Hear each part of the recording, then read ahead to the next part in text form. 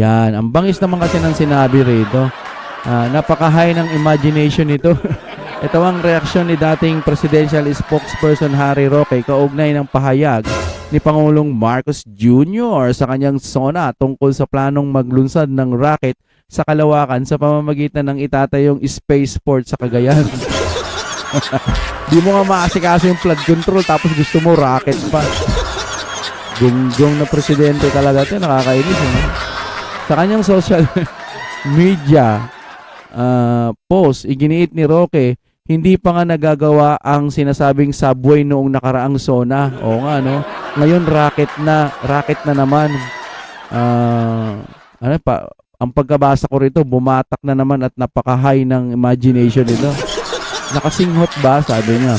Iba rin kasi ang trip at nagpalakpakan ba naman ang mga nandun. Edi high din sila. Minsan, pag alam nyo ng medyo pangit na yung sinasabi, medyo out of this world, minsan tapik-tapikin nyo, hoy. Diba? Nauna nang ibinida ni Pangulong Marcos Jr. sa kanyang SONA na layunin ng pamahalaan na magtayo ng kauna-unahang spaceport sa bansa. Yes, we are going to launch a rocket into space, aniya. Basagan trepang po dyan. Ano ba mga nagkakakain nito? Alam nyo, unahin natin yung flood control. Unahin natin yung mga nangyayari dito sa Pilipinas, yung mga problema, kung paano lulutasin, kung ano, 2 taon ka na lang o wala na atang 2 taon, kung ano pa pinagsasabi mo. Bayan, tatayo ng rocket, yung flood control, kasi kailangan huyan natin. Anin mo yung rocket na yan, baka biglang magkaroon ng baba dun eh. At naman sana. Pwede yan, walang problema yan. Pero ang pinakagusto ng taong bayan, makulong po yung mga kurakot. Magkaroon ng katarungan dun po sa mga nawawalang pondo. Hindi yung racket-racket. Munggo talaga ang pag-uutak na. Ano ba naman yan, sir? Flood control. Limasin, ikulong, bigyan ng mabibigat na parusa yung mga nagnakaw. Hindi yung kulong lang kasi sa kulong, baka mag-aircon pa yan eh. Paluin nyo sa puwet. Sinturon ninyo. Kukulong lang. Wala rin eh. Hindi nga mapakulong eh. Hindi nga mabanggit yung Martin Romualdez eh. Dating speaker lang yung sinabi. Former speaker lang. Ano? Sa SONA. My God. Wala. Itong presidente natin ngayon. Racket naman. Kaya ano masasabi nyo rito? Wala na to sa katinuan para sa akin.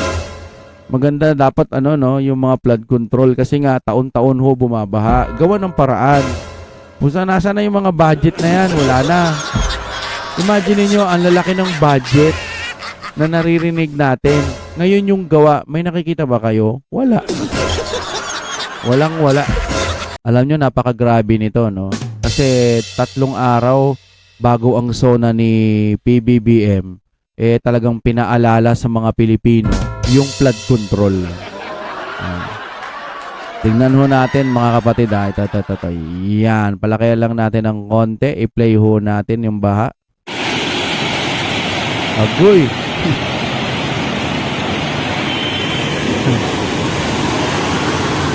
Ayun, ibig sabihin mga kapatid, sa aking palagay, pinapaalala po ng kalikasan ng ating Panginoon yung mga pangako na hindi po natupad. Saktong-sakto yan, SONA.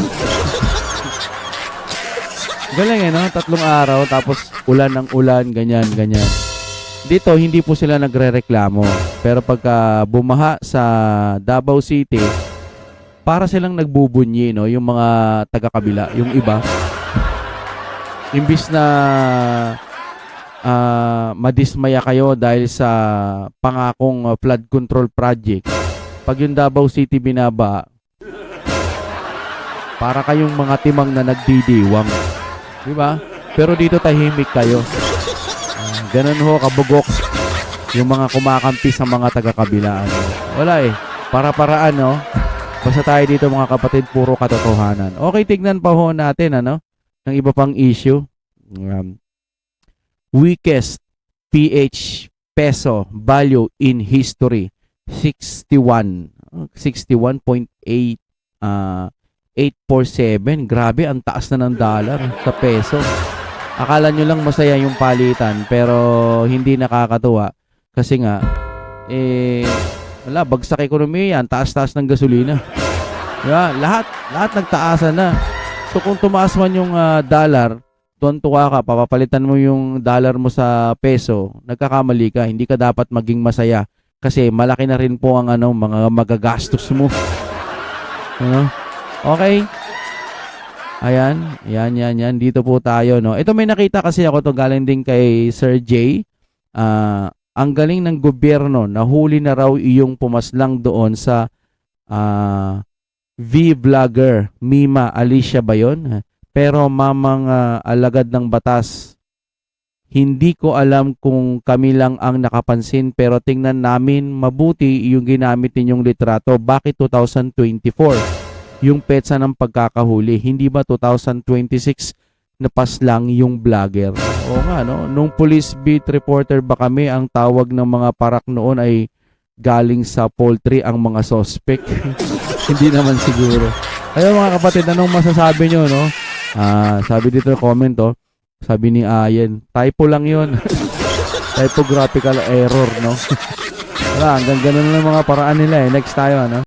Ito the best to, no? Ito minsan lang to minsan lang to magsalita eh. Sa mga babaha, sa mga kahirapan ng buhay, di magsasalita to eh. Pero siguro nga lang, siguro, no? Paglaban sa Duterte, kung pwedeng makaatake, gagawa ng paraan, makakapagsalita. Tingnan natin ano sabi ni Garin. Iginiit na dapat nanood ng SONA si BP Sara. Garin, sang-ayon ka man o hindi sa sasabihin ng Pangulo ay dapat mong pakinggan because you need to get involved because you are a part of government. Pwede, pero gunggong. Ayaw na nga ni BP Sara niya sa gabinete niya ng Pangulo kaya nga siya umalis dun Kasi nga nakakakita siya ng mga marurumi, mga kadugyutan, mga pangit na pamamalakad. Kaya siya umalis sa gabinete or ewan ko ba kung tinanggal si BP Sara o talagang umalis na siya dyan. Di ba nga naging siya sa, ano ba yan? Sa DepEd, di ba? Pero wala, nag-resign ata siya, di ba? No? Ayaw nga niya pakinggan Ikaw talaga, Garen, ang dami mo pang sinasabi. Ikaw nga dapat nga pag nakakita ka ng pagkakamali dapat magsalita ka Hindi yung alam mo anti-Duterte po kayo. Hindi po kayo makabayan. Yan lang ang masasabi natin diyan. Mga kapatid, pa-like po ng ating video. Maraming salamat po sa inyong panonood. Siyempre, kung trip nyo ng mga katulad ng ganito, huwag niyo pong kakalimutan mag-subscribe. Mag-like at yun na. Maraming salamat po.